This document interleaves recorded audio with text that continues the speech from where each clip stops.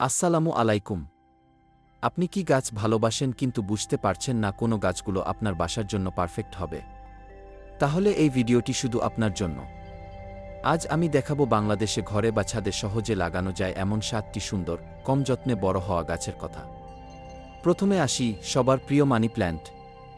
এই গাছ শুধু ঘরকে শোভা দেয় না, বরং বাতাস বিশুদ্ধ করতেও সাহায্য করে। বাংলাদেশের আবহাওয়ায় মানি প্ল্যান্ট খুব ভালো হয়। পানি বা মাটিতে লাগানো যায়। রোদ কম লাগে। ব্যালকনি, জানালার পাশে অথবা ফাঁকা বোতলে জল ভরে রেখে রাখতে পারেন। মাঝে মাঝে পানি বদলান, আর একটুখানি সানলাইট পেলেই হবে। বাংলাদেশি বাগানে জবা ফুল থাকবে না, তা কি হয়?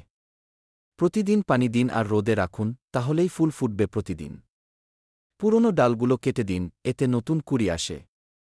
যাদের সময় কম কিন্তু গাছ ভালোবাসেন, সাক্কুলেন্ট আপনার জন্য। অল্প পানি লাগে। ছোট টবে জানালার পাশে রেখে দিতে পারেন। একবার পানি দিলেই ৫-৭ দিন চলে যায়। পানি বেশি দিলে কিন্তু গাছ পচে যাবে। ঘরের বাতাস বিশুদ্ধ রাখতে চাইলে তুলসী গাছ রাখতেই হবে। দিনে অন্তত ৪ ঘণ্টা রোদ লাগবে। নিয়মিত পানি দিতে হবে। ছোট টবে বা বড় টবে যে কোনো জায়গায় হবে। তুলসী পাতা মাঝে মাঝে ছেটে দিন, এতে গাছ ঝোপালো হবে।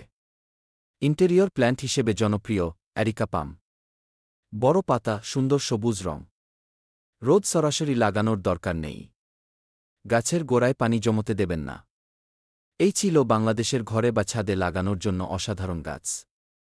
আপনার পছন্দের গাছ কোনটি? নিচে কমেন্টে জানান। আর যদি গাছ ভালোবাসেন তাহলে এই চ্যানেল সাবস্ক্রাইব করুন, কারণ প্রতি সপ্তাহে পাবেন নতুন গার্ডেনিং টিপস। লাইক করুন, শেয়ার করুন আর সাবস্ক্রাইবই করতে ভুলবেন না। ধন্যবাদ ভিডিওটি দেখার জন্য। আপনার গাছগুলো সবুজ থাকুক, সুন্দর থাকুক।